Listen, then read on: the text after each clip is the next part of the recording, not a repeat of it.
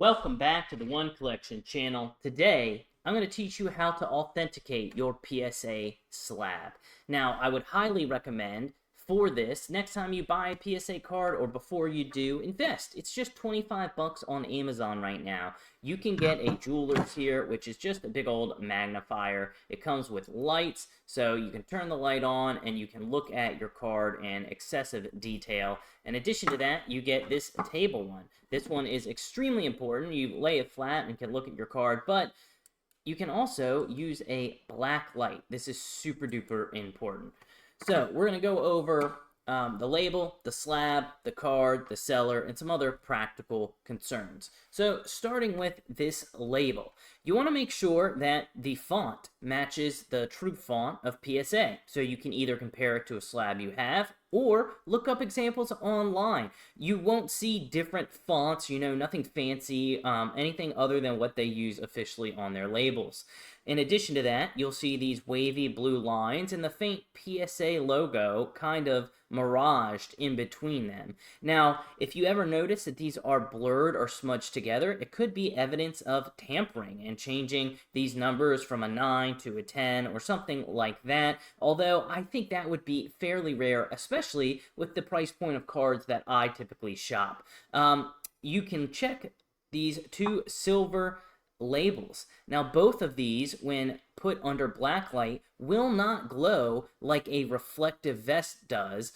You'll just see kind of a dark label with some little sparkles, and that is normal. In addition to that, you'll see small PSAs all throughout that label, all throughout this label, and in addition to that, with the black light, you will see PSAs, I believe 2 sets of 3 on the top and bottom there, and a row of glowing PSA along the top. I believe it alternates. It flips upside down and upside right, all the way down the top there. You can scan your card, make sure it is registered with the PSA app. And as far as the label is concerned, I think that is honestly most of everything you would need to check. For the slab itself, you want to make sure it has this little nub on the bottom. You can feel a physical bump with your finger. Now, that is part of the injection mold process. You can also see a few little dimples on the sides here. Now, these are kind of inside the slab.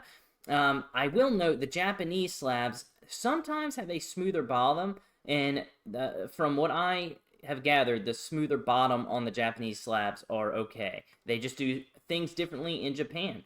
You can look at the rails of the card to make sure they have a square edge and a beveled point to hold that card into place, along with very clean square edges within the card holder itself. You'll never see a round edge. Now, these slabs can be different, but they should all share a raised PSA symbol on the back and the front, as well as a number. Now, I believe 21, 27, and 1T are all options you can see for cases.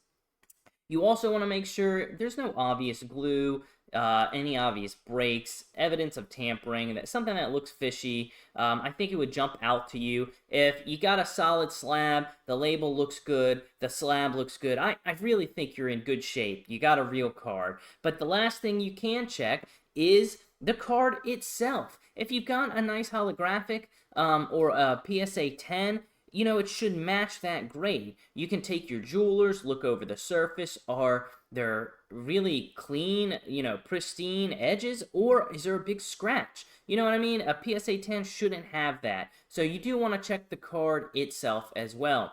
Considerations to make for buying the cards will be the seller history. Does the seller have a good history? Are they new and are selling things at unbelievable prices? You got to be careful because a lot of times unbelievable prices are too good to be true because they may not be real.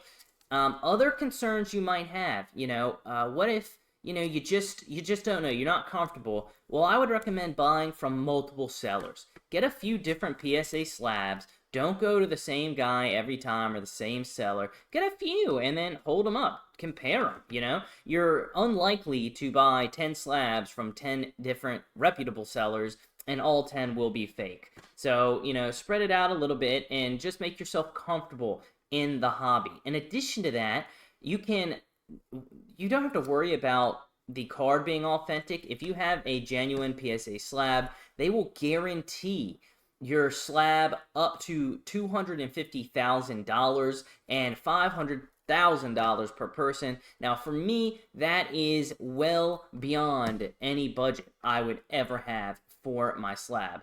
And worst comes to worst, if you spend 40 bucks on a slab and it ends up being fake, you still have a decoration. I might stamp fake on the back, label it so it doesn't ever get confused, and hang it up somewhere. You can still appreciate the art that is the card. You just don't have the collectible itself. But make the best of it if you do come across some sort of scam. But I wanted to make a short and sweet video, empower you to look over your slabs and be comfortable buying PSA and be comfortable exploring a new part of my favorite hobby. So tune in on Fridays for our big pack openings, and then I've been uploading every day as well, but we do booster boxes on Fridays. So I hope you learned something. I hope you enjoyed, and remember, on the One Collection channel, you're always welcome.